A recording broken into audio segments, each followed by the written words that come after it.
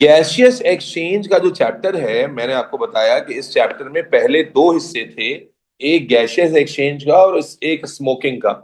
और इस अभी भी अगर आप पास पेपर में क्वेश्चंस देखेंगे तो आपको स्मोकिंग के क्वेश्चंस भर भर के नजर आएंगे, बट अब ये पार्ट आपके सिलेबस में नहीं है। ठीक है, तो ये चैप्टर बहुत ही छोटा सा चैप्टर है, और अगर मैं आज जिंदा सलामत आखिरी 1 घंटा बोल गया आपके सामने तो तकरीबन डिस्कशन आज खत्म हो जाएगी। और जो हल्का फुल्का सा अगर तो रह गया तो वो अगले सेशन में पूरा हो जाएगा और ये चैप्टर एंड हो जाएगा। तो इसलिए चैप्टर एक हल्का चैप्टर है। तो डीएनए प्रोटीन सिंथेसिस जैसे टेक्निकल चैप्टर के बाद होता है ना, जैसे मिड टर्म के बाद थोड़ा रिलीफ मिलता है आपको, छुट्टियां मिलती है, छुट्टियों जैसा ही है।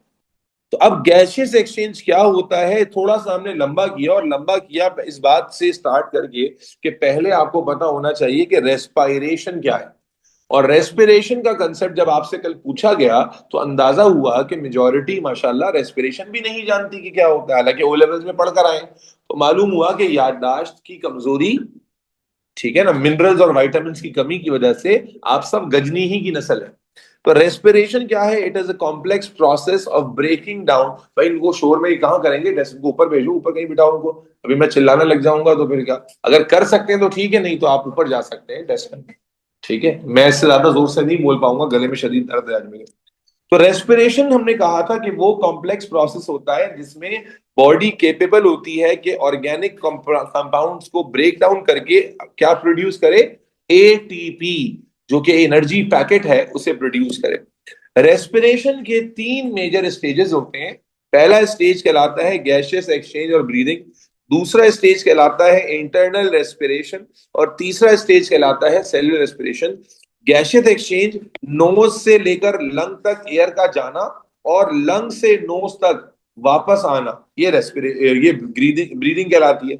इंटरनल रेस्पिरेशन है लंग से ऑक्सीजन का सेल्स तक जाना और सेल्स से कार्बन डाइऑक्साइड का वापस लंग तक आना वाया ब्लड, इसे हम इंटरनल रेस्पिरेशन कहते हैं। और सेल के अंदर ग्लूकोज के साथ जो कार्रवाई होती है जिसके नतीजे में एटीपी बनता है, इसे हम इंटरनल सेल्युलर रेस्पिरेशन कहते हैं। और ये वाला स्टेज जो है आप A2 में पढ़ेंगे।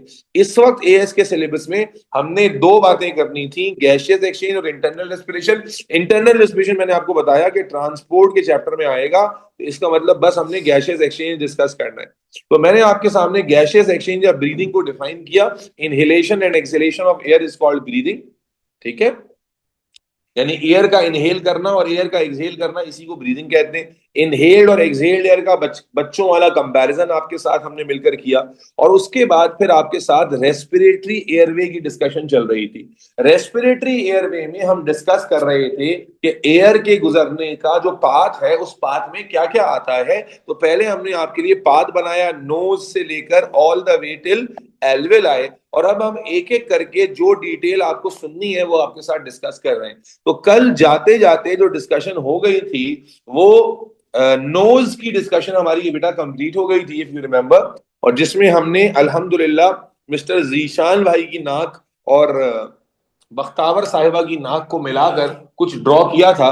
और इस ड्राइंग में आपको समझ में आया कि नाक में नेजल हेयर्स का क्या काम है, नेजल म्यूकस का क्या काम है, और इसके अलावा जनाब आली क्या क्या इंटरनल एक्सटर्नल नॉस्ट्रल वगैरह वगैरह क्या होता है। ठीक है जी, ये सारी बातें हमने कल डिस्कस की। उसके बाद जाते जाते जो आखिरी बात मैंने आपके साथ की थी वो क्या था, फेरिंग्स।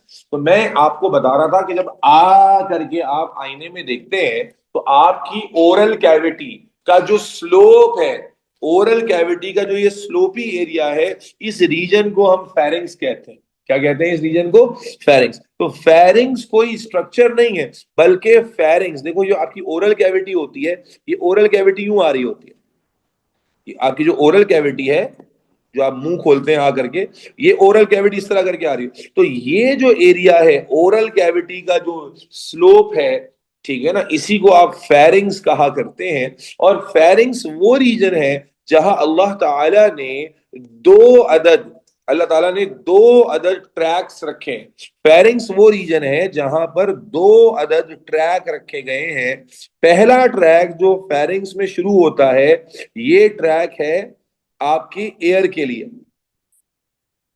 और थोड़ा सा डाउनवर्ड आकर थोड़ा सा डाउनवर्ड आकर यहां पर इस तरह से ये दूसरा ट्रैक शुरू होता है।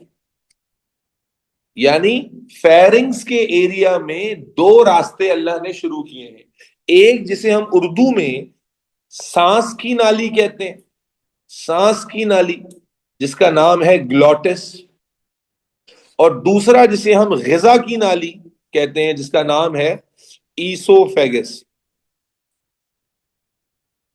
ठीक है जी, ईसोफेगस। अमेरिकन में लिखेंगे तो ई से लिखेंगे, ब्रिटिश इंग्लिश में ओ से शुरू होता है, ओ ईसोफेगस होता है। क्या कहा मैंने? फेरिंग्स। हम एयर का पाथवे पढ़ रहे हैं भाई। तो कल हमने नाक के अंदर होने वाली कार्रवाई डिस्कस की। याद करें, नाक से जब एयर गुजरेगी तो वो क्लीन हो जाएगी, मॉइस्चराइज हो जाएगी और उसका टेम्परेचर थोड़ा सा बढ़ जाएगा। ठीक है ना? और अब वो एयर जब फेरिंग्स में आएगी, अब वो एयर जब फेरिंग्स में आएगी तो फेरिंग्स में उसके सामने दो रास्ते हैं। पहला रास्ता ग़िज़ा की ना सॉरी सांस की नाली है, जो पहले आती है और ऊपर होती है। और फिर यहां पर ईसोफेगस है, जहां से फूड का बोलस जाता है। तो जब आप खाना खा रहे होते हैं तो वो यहां जा रहा होता है, और जब आप सांस ले रहे होते हैं तो एयर यहां जा रही होती है। अब जरा मैं इसको अलग करके बना दूं। ठीक है? नहीं भाई, विंड पाइप और ग्लॉटिस सेम नहीं होती भाई, क्या कर रहे हो? ओ लेवल में पढ़कर आए हो यार, क्या बिल्कुल ही भूल गए हो? तो अगर मैं फेरिंग्स के अंदर बात करूं तो let's talk about glottis. Let's talk about glottis. बेटा ग्लॉटिस हम किसे कहते हैं? अरे मैं ही बताऊंगा अली हैदर, क्या कर रहे हो? तुम लोग तो बिल्कुल ही बच्चों वाली बातें कर रहे हो।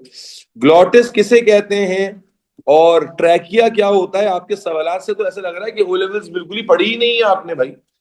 ये जो सांस की नाली है,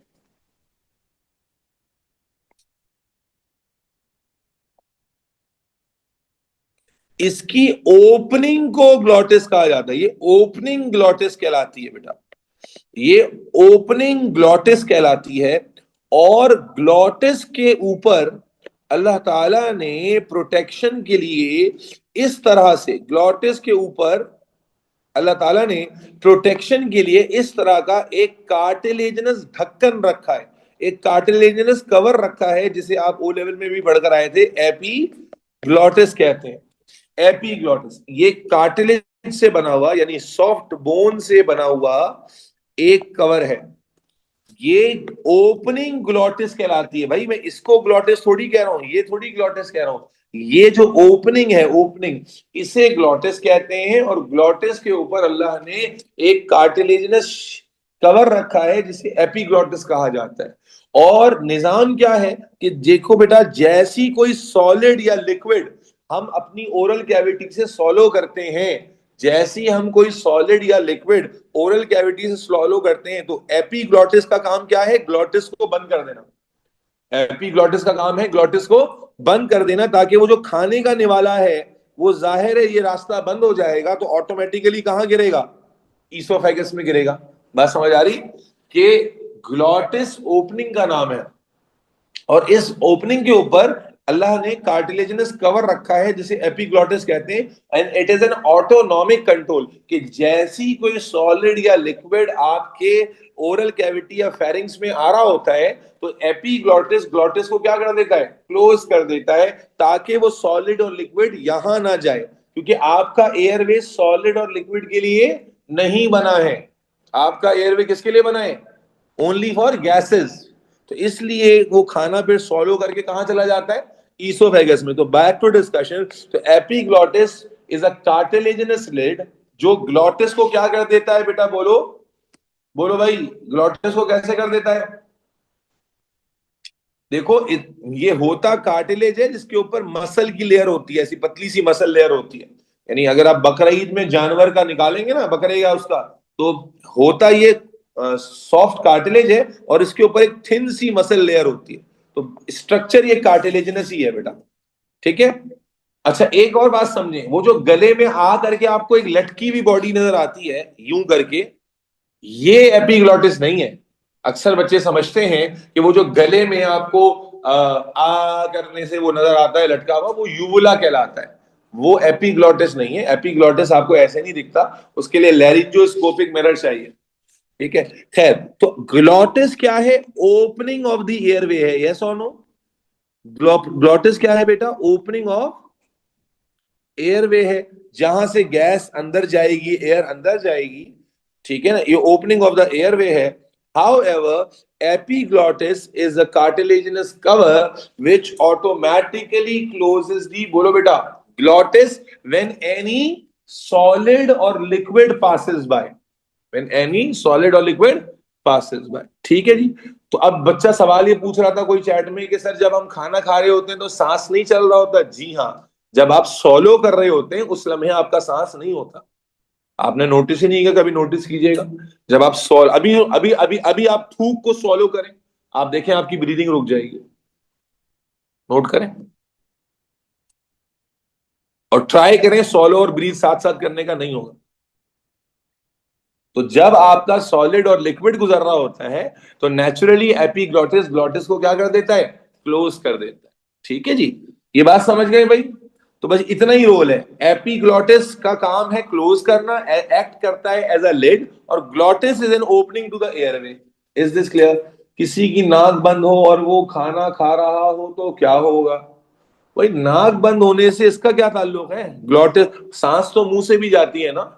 एयर भाई, ये बड़ा एक कॉम्प्लेक्स फंक्शन है कि जहां पर अगर एक आदमी का नाक बंद है और वो मुंह से सांस ले रहा है तो ठीक है, मुंह से सांस ले, सांस लेगा और फिर सॉलो भी कर लेगा। इतना कोई मुश्किल काम तो नहीं है। आप खुद अपना नाक ऐसे कर ले, नाक बंद करें और अब थूक को सॉलो करके लेंगे, तब भी वही होगा जो पहले हो रहा था। ठीक है जी। हम मुंह खोल कर या उंगली, क्या करना है तुम लोगों को, इंसान के बच्चे बनो। हम मुंह खोलकर या उंगली डालकर, उसके बाद फायरिंग स्टार्ट होगा। पता नहीं ऊपर चला गया, आधा पढ़ा मैंने, कभी भी सांस की नाली में चला जाता है कि कुछ अब कभी कभी क्या होता है, कभी कभी क्या होता है कि आपने नोटिस किया होगा, आप खाना खा रहे होते हैं और खाना खाते हुए या तो आप बहुत स्पाइसी खाना खा रहे हो, या आप खाना खाते हुए बातें कर रहे हो, या खाना खाते हुए आपका ध्यान कहीं और हो, आप कोई चीज सोच रहे हो, या बातें भी बाज़ दफा इंसान कर रहा होता है, बड़ा मजे ले लेके कर रहा होता है, तो आप देखते हैं अचानक से वो फंदा लग जाता है गले में और एकदम आपको खांसी आना शुरू हो जाती है। तो उसमें क्या होता है कि आपका जो, चूंकि आप अपना तमीज से खाना नहीं खा रहे थे बल्कि इधर उधर दिमाग को डेविएट कर रहे थे, तो ऑटोनॉमिक डिले आ जाता है। ऑटोनॉमिक डिले आता है, एपिग्लॉटिस ग्लॉटिस को क्लोज करने में थोड़ा सा स्लो हो जाता है, जिसकी वजह से आपका जो खाना है ना वो ग्लॉटिस की वॉल को टच करके, बाज दफा टच कर देता है, बाज दफा यहां पर इस वॉल को टच, इस नीचे वॉल को भी टच कर देता है। तो क्योंकि ये हिस्सा आपका सेंसिटिव टू सॉलिड और लिक्विड है, तो बॉडी फौरन से कफ रिफ्लेक्स इनिशिएट करती है ताकि उसे निकाले। समझ आ रही है बात? और अल्लाह ना करे इससे भी नीचे चला जाएगा तो फिर इट्स अ मेडिकल इमरजेंसी। अगर आपकी कोई चीज इससे भी नीचे उतर गई तो ये मेडिकल इमरजेंसी है, फिर तैयार हो जाइए अस्पताल जाने के लिए। ऐसे कई केसेस हमने ईएनटी में देखे हैं, छोटे बच्चे हैं पिन खाकर आ गए, क्योंकि छोटे बच्चों में क्या होता है, ऑटोनॉमिक फंक्शंस डेवलप हो रहे होते हैं, तो छोटे बच्चों में ज्यादा कॉमन होता है कि वो कोई चीज सॉलो करें तो जनाब वो बाज दफा सांस की नाली में गिर जाती है। ठीक है, खास तौर पे जब रो रहे हो, बहुत जोर से रो रहे हो, जब रो रहे होते हैं ना तो रोते हुए बहुत होता है, चीख चीख के रो रहे तो उस वक्त बड़ा होता है कि सांस लेने और उसमें थोड़ा सा ना ओवरलैप आ जाता है, जिसमें उनके मुंह में अगर कोई चीज है तो वो फंस सकती है। टॉफी फंसा लेते हैं बच्चे, खैर। तो वो फिर आई एक्सीडेंटली सॉलो लेगो वंस, माशाल्लाह। अच्छा भाई, अब भाई अभी तुम तकलीफ और बढ़ रही। हाँ भाई, समझ आ गया। ओ भाई, बस ये इतना ही है, glottis is serving as an, मुझे लग नहीं रहा कि 3 सेशन में खत्म करने देंगे बच्चे, तो लग रहा है कि अभी पल्मोनोलॉजिस्ट बन के निकलेंगे। तो glottis is an opening of the airway, जहां से एयर, जहां से जो हमारी एयर है वो हमारे एयरवे में दाखिल हो जाती है। एपिग्लॉटिस का फंक्शन समझ में आ गया? अरे भाई, एपिग्लॉटिस का फंक्शन समझ में आ गया? चलो, अब ये जो ग्लॉटिस की ओपनिंग है, इसके बाद तुम्हें ये ब्रॉड चेंबर नजर आ रहा है, ये ब्रॉड चौड़ा सा चेंबर नजर आ रहा है, this broad chamber is called larynx. अब फेरिंग्स और लैरिंग्स को लेकर भी ना बच्चे बड़ी चवले मार देते हैं। देखो, फेरिंग्स अलग है, लैरिंग्स अलग है। बच्चे समझते हैं जुड़वा भाई होंगे। फेरिंग्स एक रीजन है जिसमें जिसमें एयरवे भी शुरू हो रहा है और एलिमेंट्री कैनाल भी शुरू हो रही है, लेकिन लैरिंग्स का ताल्लुक किससे है? एयरवे से है। लैरिंग्स का ताल्लुक किससे है? एयरवे से। बेटा लैरिंग्स यानी जब एयर आ रही है तो एयर ग्लॉटिस के थ्रू किस में दाखिल होगी? लैरिंग्स में एंटर करेगी। और लैरिंग्स यहां क्यों इंपॉर्टेंट है? क्योंकि larynx is not only serving as a airway, rather larynx के अंदर अल्लाह ताला ने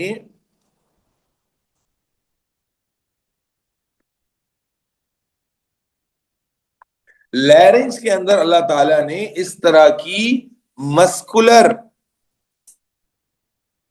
कॉर्ड्स रखी हैं, मस्कुलर कॉर्ड्स रखी हैं, और इन मस्कुलर कॉर्ड को वोकल कॉर्ड्स कहते हैं। तो larynx is not only serving as airway, rather larynx में से एयर तो गुजरेगी, साथ ही साथ लैरिंग्स, आप देखो ये ब्रॉड चेंबर है ढोल की तरह का, जैसे ढोल होता है ना, इसी तरह का ये ब्रॉड चेंबर है जिसमें अल्लाह ताला ने मस्कुलर कॉर्ड्स रखी हैं जिनको हम क्या कहते हैं? Vocal cords. और ये बेटा वोकल कॉर्ड्स की वाइब्रेशन है, वोकल कॉर्ड्स की बच्चों वाइब्रेशन है, जिससे क्या पैदा होता है? साउंड पैदा होता है। क्या पैदा होता है? साउंड। इसीलिए लैरिंग्स को हम क्या कहते हैं? साउंड बॉक्स भी कहते हैं। लैरिंग्स को क्या कहते हैं? साउंड। हमारी आवाज कहां से पैदा हो रही है? लैरिंग से। जब ये वोकल कॉर्ड्स वाइब्रेट करती हैं तो साउंड पैदा होता है। बच्चे ने सवाल पूछा, सर ये वोकल कॉर्ड के वाइब्रेट करने से सवाल आवाज कैसे पैदा हो जाएगी? अबे तो तुमने गिटार में नहीं देखा, स्ट्रिंग को वाइब्रेट करते हो तो आवाज पैदा होती है। तो वाइब्रेशन से आवाज पैदा होती है।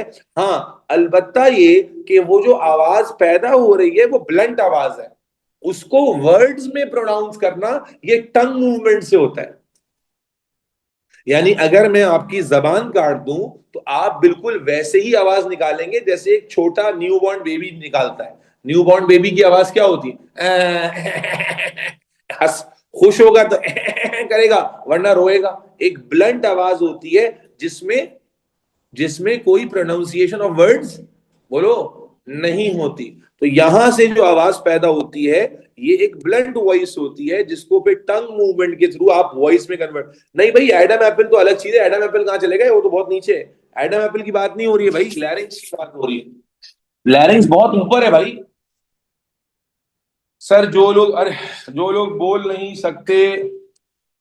नहीं सकते कि बहुत सारे रीजन हो सकते हैं रोमैसा। बोल नहीं सकते में सबसे पहले इंपॉर्टेंट है कि ये मसल काम कर रहा है या नहीं कर रहा। जैसे बहुत कॉमन इशू जो लोग गूंगे होते हैं उनमें ये होता है कि इस मसल को जो नर्व सप्लाई कर रही होती है वो डैमेज हो जाती है, इसको लैरिंजियल नर्व कहते हैं। अगर वो नर्व डैमेज हो जाए तो आप गूंगे हो जाएंगे। या बाज दफा ये मसल पैरालाइज हो जाता है तब भी आप गूंगे हो जाएंगे। बाज दफा आपकी टंग टंग मूवमेंट खत्म हो गई किसी वजह से, जबान कट गई, तो आप गूंगे नहीं होंगे लेकिन वाली आवाज आ जाएगी। देखा आपने? जबा जबा हवा हवा, वो जो हबा जबा वाली आवाज होती है वो वाली आवाज हो जाएगी। ठीक है, क्लियर है? तो लैरिंग्स हमारे अंदर दो काम कर रहा है। It is serving as the airway, हवा एयर भी गुजरती है यहां से। मोर ओवर बोलो भाई, it is the sound box, क्योंकि इसमें वोकल कॉर्ड्स हैं, और चूंकि वोकल कॉर्ड्स बेटा मस्कुलर कॉर्ड्स हैं, ये पाइप ओनली रह रहे। अरे यार तुम लोग तो बिल्कुल ही लग रहे हैं ओ लेवल, पता नहीं क्या 1-2 क्लास से आए हो भाई। मैंने अभी मैंने कहा विंड पाइप बनाया है यार? मैंने तो बनाया ही नहीं है विंड पाइप अभी तक। तुम लोग क्या हो गया तुम लोगों को? अभी विंड पाइप आया ही नहीं है। विंड पाइप है, ये है, वो है, अभी तो ये मुंह है और ये चेम्बर है। और ये हम कहां पर है? मेरी तो दाढ़ी मैं अपने गले में दिखा भी नहीं सकता। ये बिल्कुल हम अभी टॉप पे हैं भाई, अभी नीचे उतरे नहीं, पाइप में तो आए ही नहीं है अभी तक।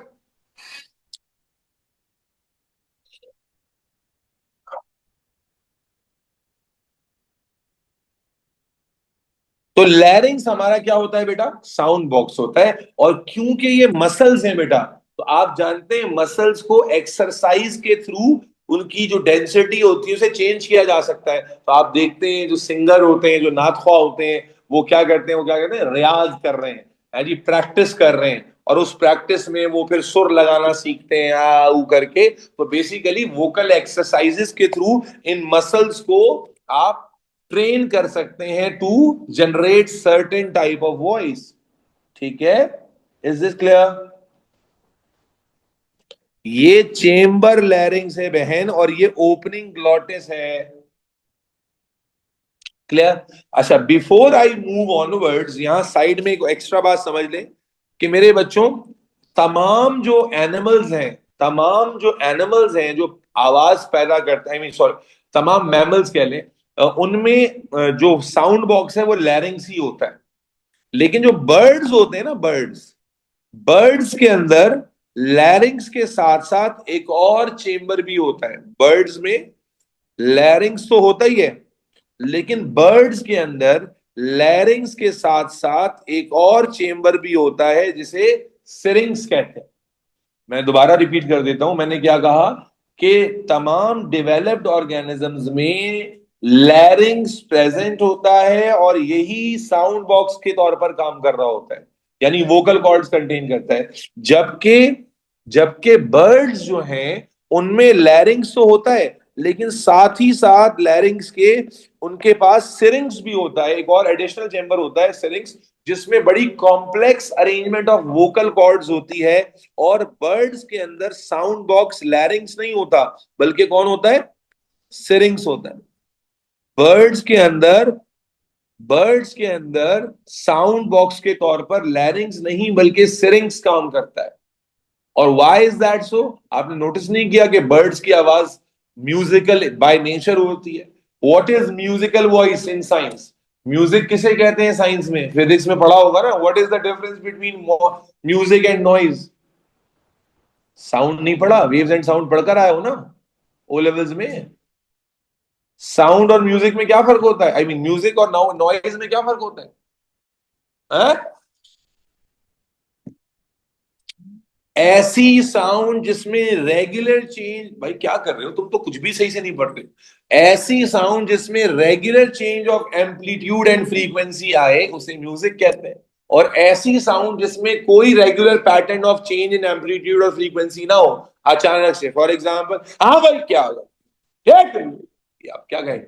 एकदम आवाज ऊपर जाए, एकदम आवाज नीचे आ जाए, इरिटेटिंग हो गया ना, इसी को नॉइस कहते हैं। और अगर रेगुलर चेंज आए, जैसे आप म्यूजिक में सुनते हैं, बिछड़े अभी तो हम बस कल परसों, जीऊंगा मैं कैसे इस हाल में बरसों, मौत ना आई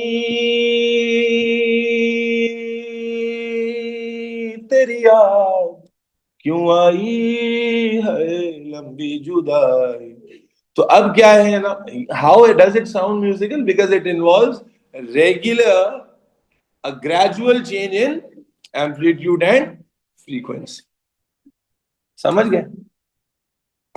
तो बर्ड्स में नेचुरली म्यूजिकल साउंड होता है क्योंकि उनकी complex arrangement of vocal cord से जो रेगुलर चेंज ऑफ फ्रीक्वेंसी है ना वो प्रोड्यूस होता है। इसीलिए आप देखते हैं कि आप नेचर को एक्सप्लोर करने के लिए जाते हैं तो वहां जब बर्ड्स की सुबह सुबह आवाजें आपकी कान में पड़ती हैं तो वो बड़ा एक प्लीजिंग सा इफेक्ट डालती हैं आपके दिमाग पे, अगर तो आप नेचर लवर हैं। ठीक? क्लियर हो गया? तो मैंने क्या कहा, तमाम ऑर्गेनिजम्स के अंदर लैरिंग्स ही साउंड बॉक्स होता है, लेकिन बर्ड्स के अंदर लैरिंग्स के साथ साथ सिरिंग्स एक एडिशनल चेंबर होता है with complex arrangement of vocal cords, जिससे फिर एक म्यूजिकल साउंड जनरेट किया जाता है। Clear everybody?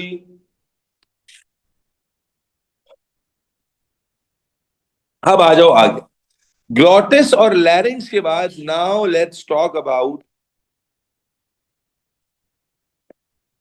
Trachea and bronchus.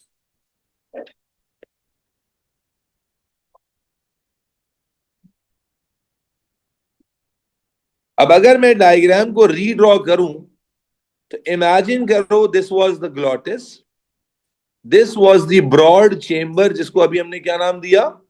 लैरिंग्स का। ठीक है? And then we have got a long broad muscular pipe जिसको तुम महसूस भी कर सकते हो, a long broad muscular pipe, and this pipe is called trachea or windpipe.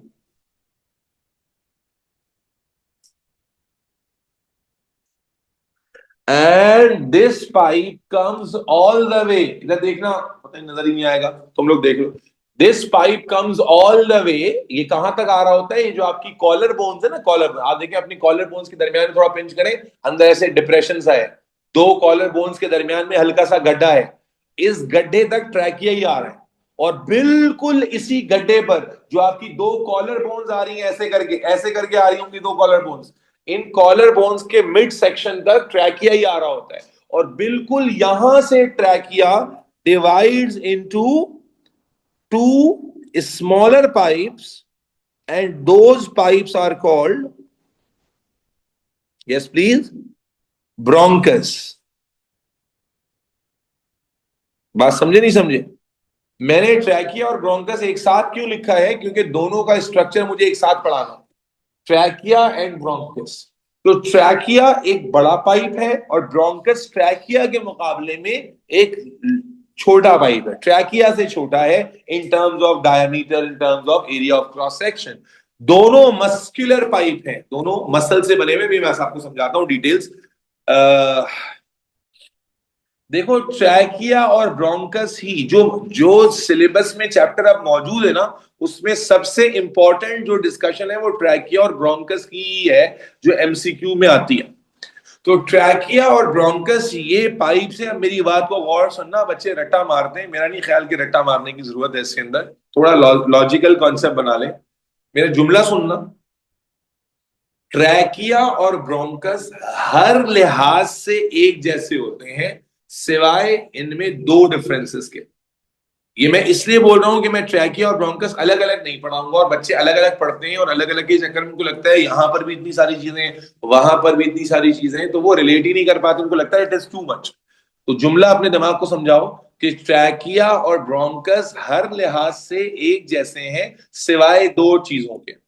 दो डिफरेंसेस हैं ट्रैकिया और ब्रोंकस में, ये बात याद रखना। वो कौन से मैं आपको बताता हूं। पहला डिफरेंस ट्रैकिया और ब्रोंकस को अगर मैं माइक्रोस्कोप में देखूंगा, माइक्रोस्कोपिक स्पेसिमेन देखूंगा ट्रैकिया और ब्रोंकस का, तो ये एक जैसे दिखेंगे। इन दोनों में बस दो फर्क है।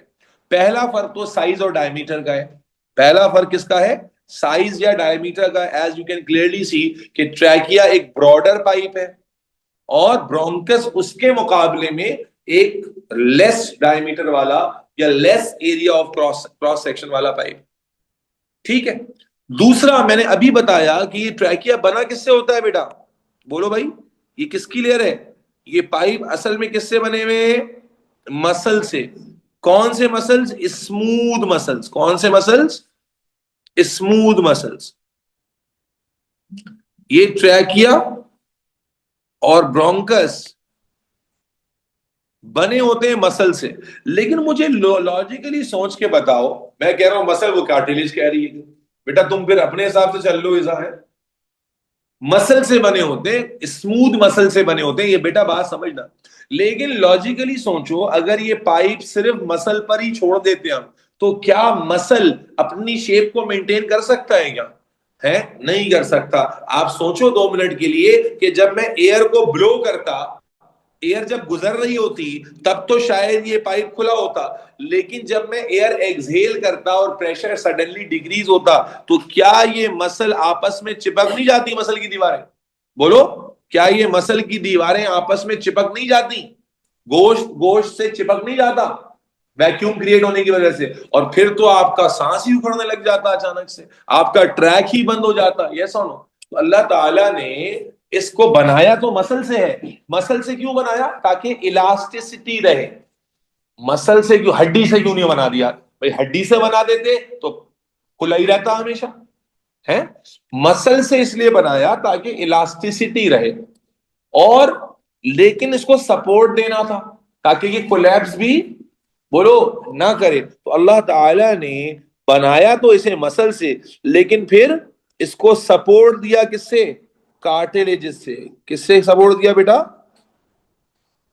कार्टिलेजेस से। और क्या अगर हम अपनी अपनी नेक को हाथ लगाएं, तो क्या ये कार्टिलेजेस फील कर सकते हैं? सुनो, अगर आप अपनी गर्दन मुबारक को हाथ लगाएं, सब अपनी अपनी लगाइएगा, तो आप इस कार्टिलेज को अच्छे से फील कर सकते हैं। और अल्हम्दुलिल्लाह ज्यादातर लोग क्लास में ऐसे होंगे जिन्होंने बकरीद पर जानवर को ज़िबा करते हुए देखा होगा, और जानवर को ज़िबह करने के बाद जब उसको खोला जाता है तो ये ट्रैकिया भी निकलता हुआ देखा होगा। तो आपको अब जब देखोगे तो आपने एक चीज देखनी है, और वो क्या, कि बेटा ट्रैकिया और ब्रोंकस दोनों को अल्लाह ने काट, ये क्या है, कार्टिलेजेस, ये क्या है, कार्टिलेज, सॉफ्ट बोन्स हैं, दीज आर कार्टिलेजिनस रिंग्स, ये कार्टिलेज रिंग है, कार्टिलेज रिंग्स है ये भी और ये भी। जुमला याद रखना कि इन दोनों का स्ट्रक्चर सेम होता है, दो डिफरेंसेस के, एक डिफरेंस तो मैंने आपको बता दिया कि भाई साइज का है, दूसरा डिफरेंस सुनने का टाइम आ गया कि देखो अल्लाह ने इन पाइप्स को बनाया तो मसल से है, लेकिन मसल का पाइप कोलैप्स कर सकता था, इसलिए अल्लाह ने इनको आउटर साइड से, आउटर, इनर नहीं, आउटर साइड से किसका सपोर्ट दिया है, कार्टिलेज का। मेजरली तो ये पाइप किससे बना हुआ है, बोलो भाई, स्मूथ मसल से, लेकिन अल्लाह ने इसको सपोर्ट दिया कार्टिलेजिनस रिंग से। अब डिफरेंस नंबर 2 क्या है सुनना बेटा, कार्टिलेजिनस रिंग्स जो हैं वो ट्रैकिया की और ब्रोंकस की एग्जैक्टली सेम नहीं होती, बल्कि देखो वैसे तो हम यहां सामने से हाथ लगाएं तो हमें लगता है गोल है ना, लेकिन अगर मैं तुम्हें साइड से दिखाऊं ना तो ट्रैकिया की रिंग देखो, ट्रैकिया की जो रिंग होती है वो ऐसे होती है, हम यहां से हाथ लगाते हैं तो हमें लगता है ये राउंड है, हमें ये लगता है राउंड है, लेकिन अगर हम पीछे चले जाएं, इसलिए बकरा ईद में जब निकालोगे तो देखना, तो ये इनकम्प्लीट, ये सी शेप्ड रिंग होती है, ऐसे इनकम्प्लीट रिंग होती है, और यहां पर इलास्टिक मसल होता है, यहां इलास्टिक फाइबर होता है। तो ट्रैकिया की जो कार्टिलेज होती है ना वो कंप्लीट नहीं होती, ट्रैकिया की जो कार्टिलेज होती है वो इनकम्प्लीट होती, सी शेप होती है, जबकि ब्रोंकस की जो कार्टिलेज होती है, कार्टिलेजिनस रिंग, वो कंप्लीट होती है। भाई डिफरेंसेस बता रहा हूं भाई, क्यों, क्या मतलब, मैंने थोड़ी बनाई है, अल्लाह ताला ने बनाई है, जाओ पूछो उस अल्लाह ताला से ही पूछो जाके। मैं आपको कार्टिलेज और सॉरी ट्रैकिया और ब्रोंकस के स्ट्रक्चर का डिफरेंस बता रहा हूं।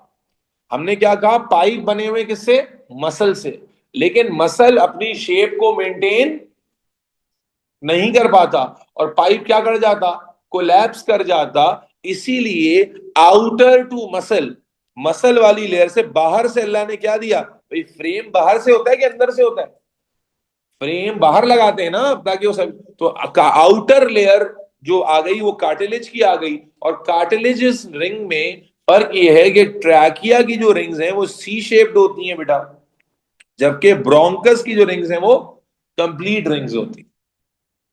क्या होती हैं, कंप्लीट रिंग्स।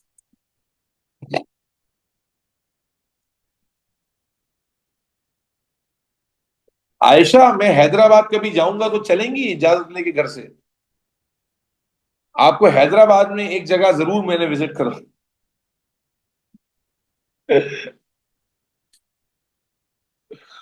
हैदराबाद में एक जगह है किद्दू बंदर करके, है ना, वहां पर मैं चाहता हूं कि आप एक हफ्ता गुजारें। ओहो, क्या समझे भाई।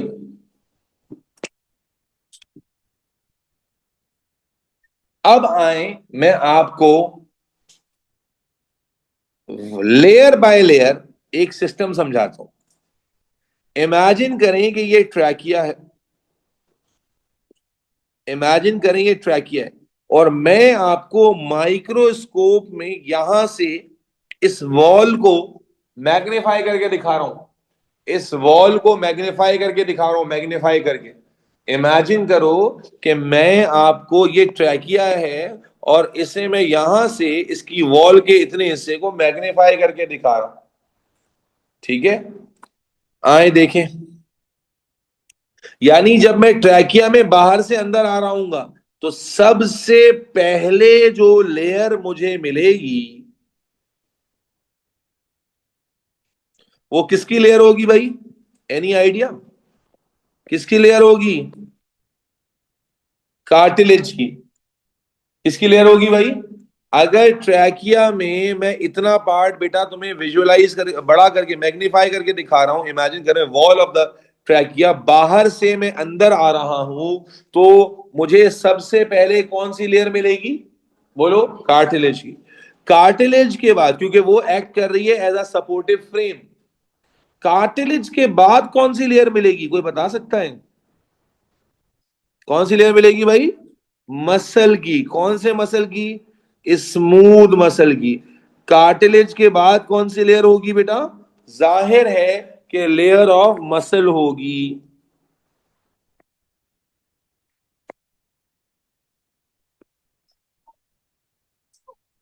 आ रहे हैं भाई, आ रहे हैं। फिर स्मूथ मसल के बाद क्या होगा? स्मूथ मसल के बाद जब हम क्रॉस करते हैं ना बेटा और अंदर आने के लिए, तो हमारे पास ये पतली सी एक मेम्ब्रेन होती है।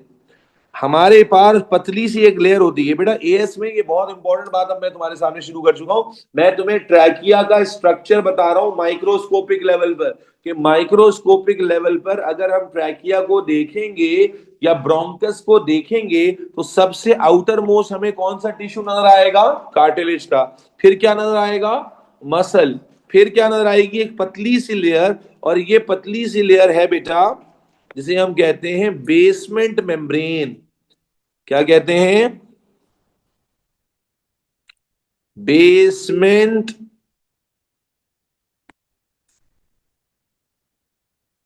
मेम्ब्रेन। और फिर इस बेसमेंट मेम्ब्रेन के ऊपर,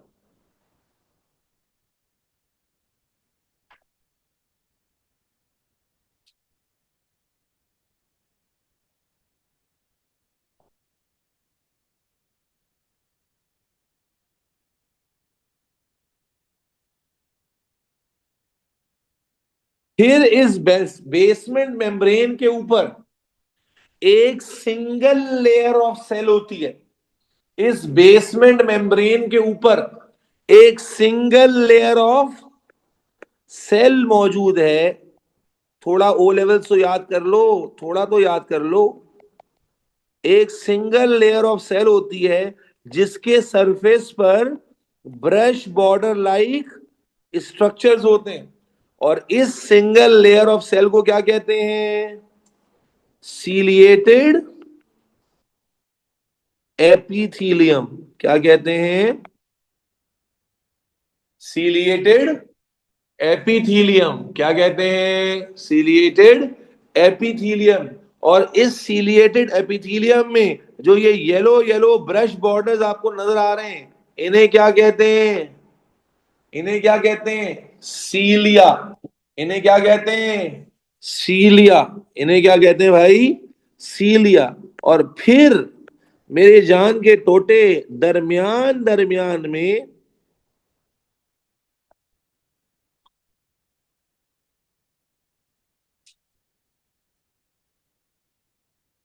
इस तरह के सेल्स मौजूद होते हैं जो सीलिएटेड एपिथेलियम के दरमियान में ही जगह जगह आ रहे होते हैं। और इन सेल्स को हम क्या कहते हैं? Goblet cells. क्या कहते हैं? Goblet cells. बेटा लेयरिंग अगर तुमने गड़बड़ की ना, मुंह तोड़ देना। मैं क्या कहा मैंने? आउटर टू इनर स्ट्रक्चर को विजुअलाइज करो। बाहर से जब अंदर आ रहे होगे, सबसे पहले क्या आएगा? कार्टिलेज का टिश्यू आएगा। फिर क्या आएगा? मसल आएगा। फिर क्या आएगी? Basement membrane. और फिर बेसमेंट मेम्ब्रेन के ऊपर क्या रेस्ट कर रहा होगा? Single layer of epithelium. कौन सी एपिथेलियम? कौन सी एपिथेलियम? Ciliated epithelium. कौन सी एपिथेलियम? Ciliated epithelium. और सीलिएटेड एपिथेलियम के ऊपर इस तरह से ब्रश बॉर्डर्स होंगे जिनको हम क्या कहते हैं? सीलिया कहते हैं। और सीलिया और सीलिया सीलिएटेड एपिथेलियम के दरमियान में जगह जगह पर हमारे पास एक और ग्रुप ऑफ सेल आएगा जो कि साइज और शेप में सीलिएटेड सेल से अलग होगा। और इसे, इन सेल्स को हम क्या कहते हैं? Goblet cells. क्या कहते हैं? Goblet cells. फिर एक चीज रह गई, अब उसको भी ऐड कर देते हैं। देखो अगर हम ऐसे ट्रैकिया को, जब आपने गाय बकरे का वो ट्रैकिया उठाया होगा, तो कार्टिलेज के ऊपर भी एक पतली सी लेयर होती है। कार्टिलेज के ऊपर भी डायरेक्ट कार्टिलेज नहीं होती, बल्कि काट अब जाके दुकान पे कल देख लेना, कार्टिलेज के ऊपर भी एक पतली सी लेयर होती है और ये होती है इलास्टिक लेयर। क्या होती है भाई? कार्टिलेज से पहले एक और लेयर होती है आउटर टू कार्टिलेज, जो होती है, यहां लिख देते हैं,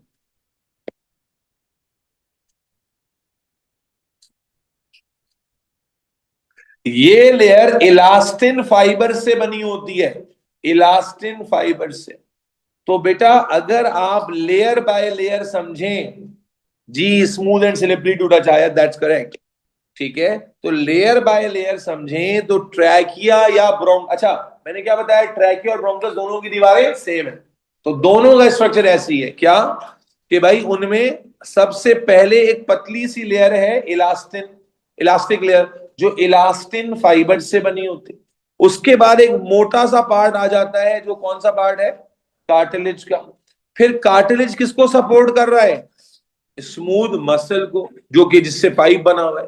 फिर मसल के ऊपर एक पतली सी लेयर रेस्ट कर रही है, जिसे हम बेसमेंट में, फिर बेसमेंट मेम्ब्रेन के ऊपर एक सिंगल लेयर ऑफ सेल है, जिसे हम सीलिएटेड एपिथेलियम कहते हैं, और उन एपिथेलियम के ऊपर क्या है, सीलिया है। और फिर दरमियान दरमियान में क्या है, गॉबलेट सेल्स हैं। कुछ समझ आई ये बात?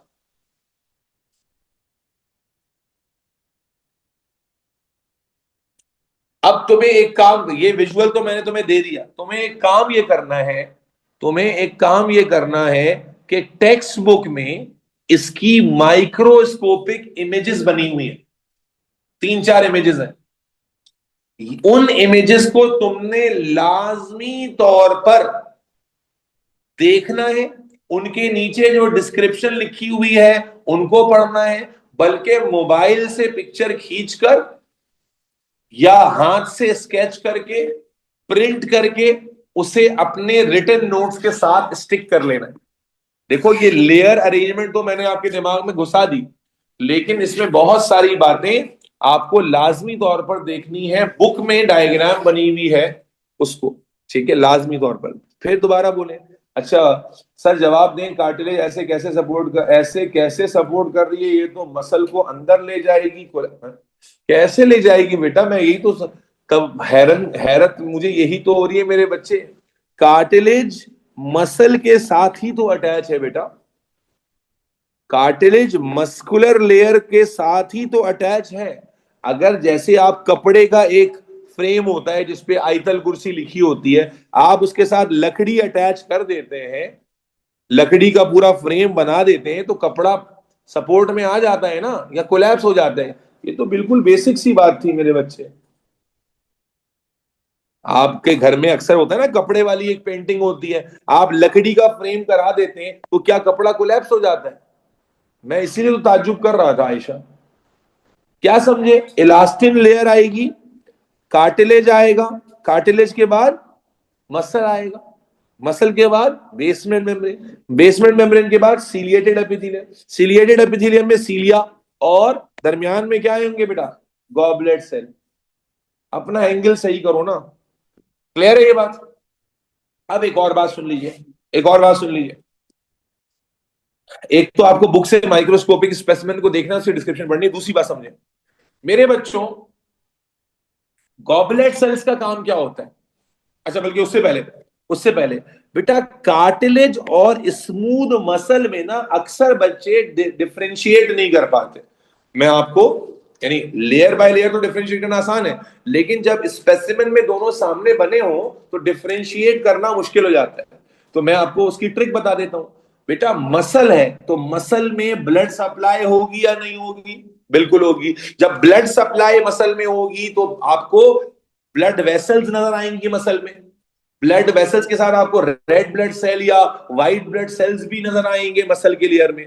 लेकिन कार्टिलेज में कोई मसल सप्लाई, कोई ब्लड सप्लाई नहीं होती। कार्टिलेज के अंदर आपको कोई डब्ल्यूबीसी, कोई रेड ब्लड सेल नजर नहीं आता। तो अगर आपके पास एक स्पेसिमेन पिक्चर बनी हो, तो जिस लेयर में आपको red blood cells biconcave shape के या व्हाइट ब्लड सेल अलग अलग शेप के नजर आ रहे होते हैं, it means you are dealing with muscle.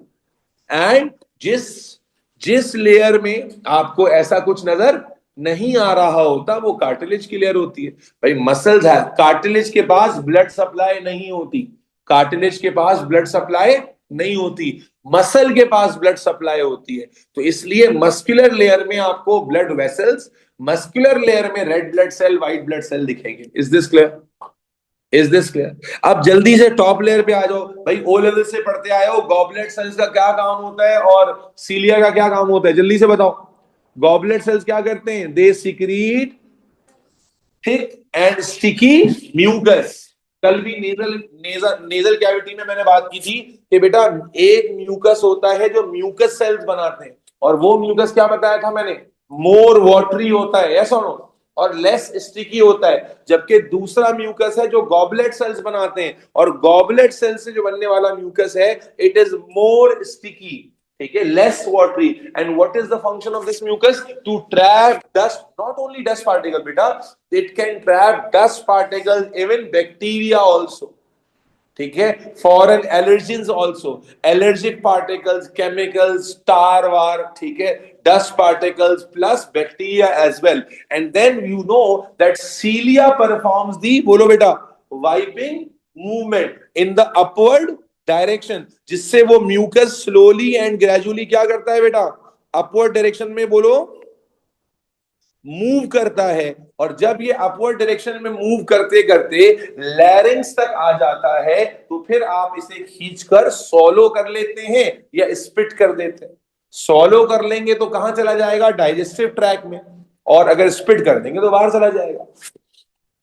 अगर इसमें कोई पैथोजन है, डाइजेस्टिव ट्रैक में सोलो करेंगे तो स्टमक की एसिड में वो पैथोजन मर जाएगा। बात समझ गए? तो बेटा ट्रैकिया और ब्रोंकस का स्ट्रक्चर हमें अलग अलग याद नहीं रखना है। ट्रैकिया और ब्रोंकस दोनों में यही लेयरिंग है, cartilage, elastic layer, cartilage, smooth muscle, and then basement membrane, and then goblet cells with ciliated cells. Is this clear? अल्हम्दुलिल्लाह। चल, अब अगर इस डायग्राम को आगे कंटिन्यू करें, if you just copy this diagram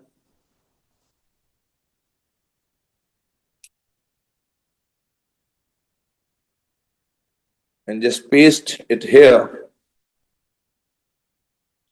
तो बेटा now these bronchus enters into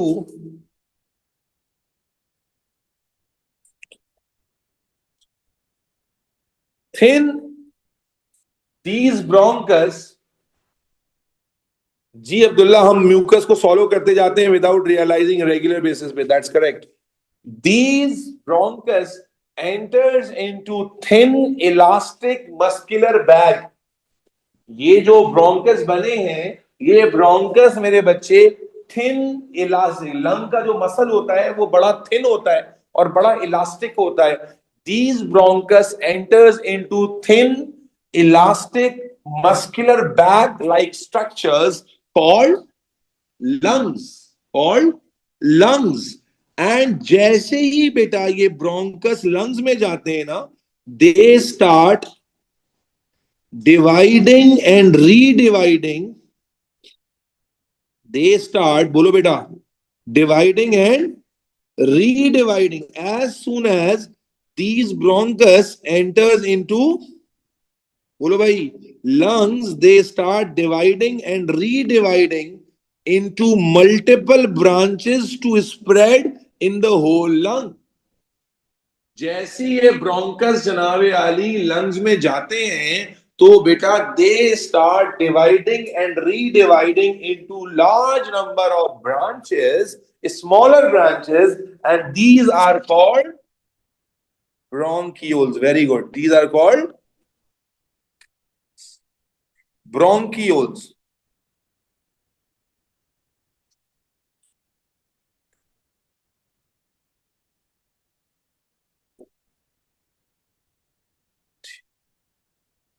अब ब्रोंकियोल का स्ट्रक्चर समझ लीजिए बेटा। ब्रोंकियोल में सब कुछ होता है लेकिन कार्टिलेज खत्म हो जाती है। ब्रोंकियोल में क्या खत्म हो जाती है बेटा? कार्टिलेज खत्म हो जाती है। क्या खत्म हो जाती है भाई? इसका मतलब ब्रोंकियोल सिर्फ किससे बनी हुई है? मसल से। ब्रोंकियोल सिर्फ किससे बनी हुई है?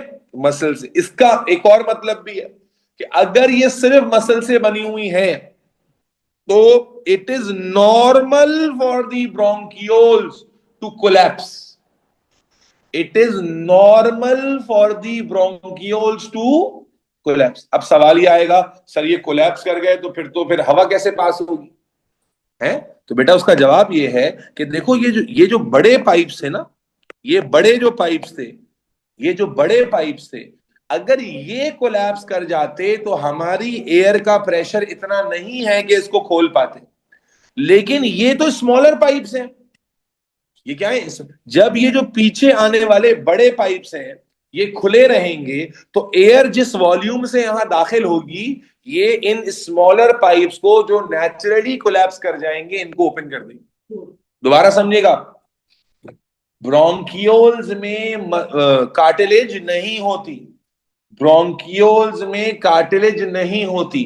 इसका मतलब ये सिर्फ स्मूथ मसल से बने होते हैं। जब सिर्फ स्मूथ मसल से बने हुए हैं तो इट इज वेरी नेचुरल कि ये क्या कर जाएंगे? नॉर्मली कोलैप्स करेंगे। और जब ये नॉर्मली कोलैप्स करते हैं तो सवाल ये आता है कि सर इससे फिर हमारी एयरवे ब्लॉक नहीं हो जाएगी? तो बेटा जब आपकी एयर ऊपर से जा रही होगी इनहेलेशन में तो ऊपर वाले पाइप्स इतने बड़े हैं कि उसमें इतना ज्यादा एयर का वॉल्यूम आ रहा होता है जो इन ब्रोंक्यूल्स को क्या करेगा? आसानी से खोल देगा।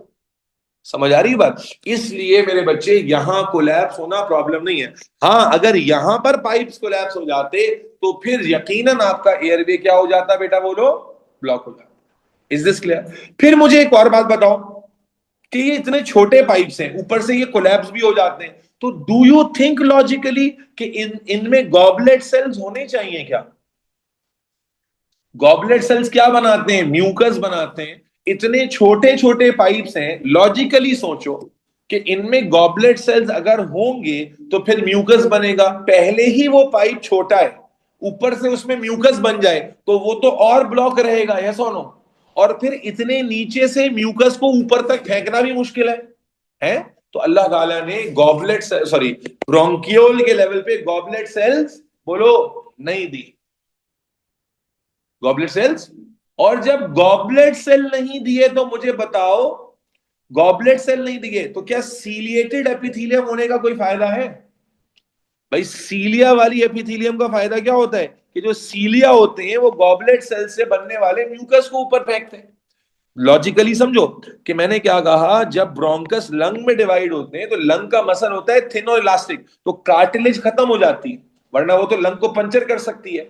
तो हम क्या देखते हैं कि जो ब्रोंकस है it starts dividing and redividing into multiple finer branches to cover up the whole area of the lung, and these branches are called bronchioles. Now structure of bronchiole को लॉजिकली समझो। अब कुछ ऐड नहीं करना है, minus करना है। सबसे पहले कार्टिलेज माइनस हो जाएगी, फिर स्मूथ मसल रह गया। अब स्मूथ मसल से बना हुआ पाइप है, इसका मतलब नॉर्मल है इसके लिए कोलैप्स करना।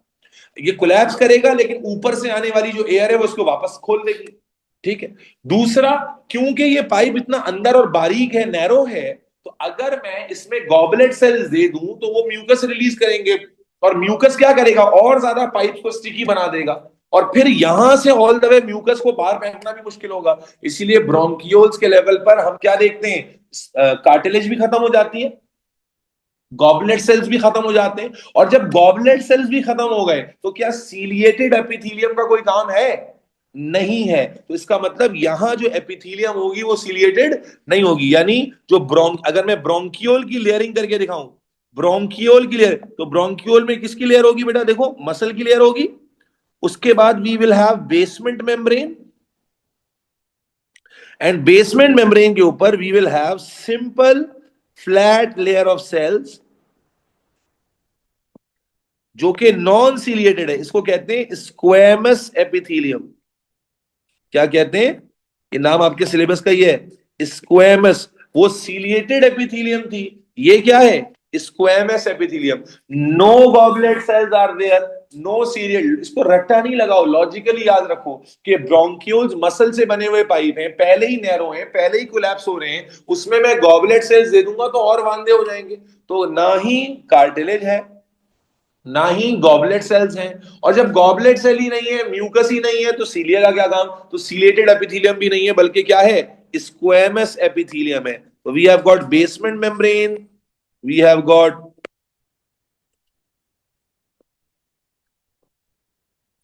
Muscle, smooth muscle.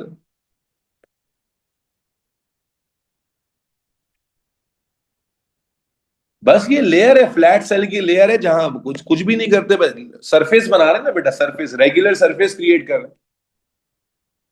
उसके बाद अगर आप ब्रोंकियोल से एक स्टेप और आगे बढ़ जाएं, हाँ भाई, ब्रोंकियोल से एक लेवल इमेजिन करें, ये ब्रोंकियोल आ रहा था, तो at the very terminal of the bronchiole हम क्या देखते हैं now? Each bronchiole at the very terminal ends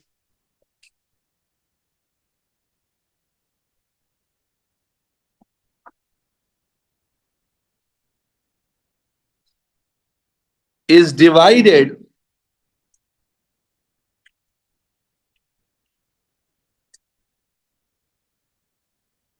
into multiple branches, and then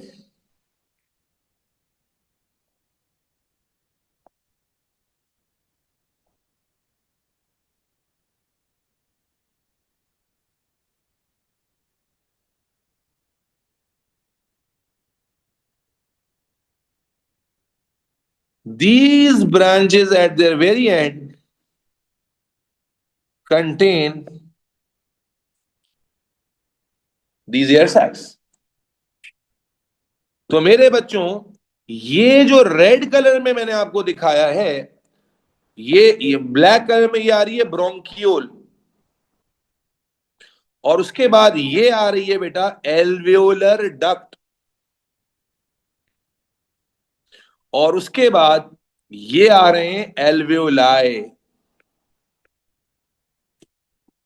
अब हमें कैसे पता चलता है कि ब्रोंकियोल कब खत्म हुआ और एल्वेलर डक्ट कब शुरू हुई?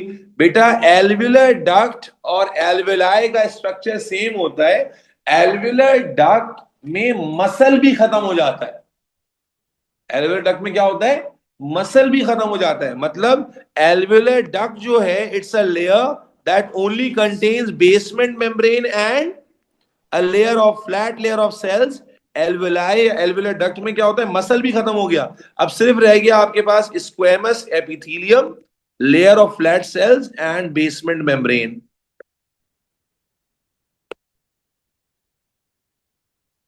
तो एल्वेलाई के लेवल या एल्वेलर डक्ट के लेवल पर आकर हम क्या देखते हैं? मसल भी खत्म हो जाता है।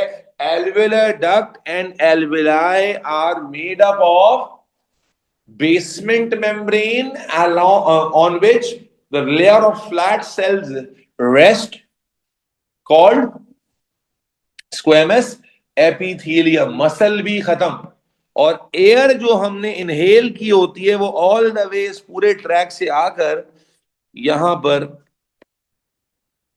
फिलअप होने वाली है।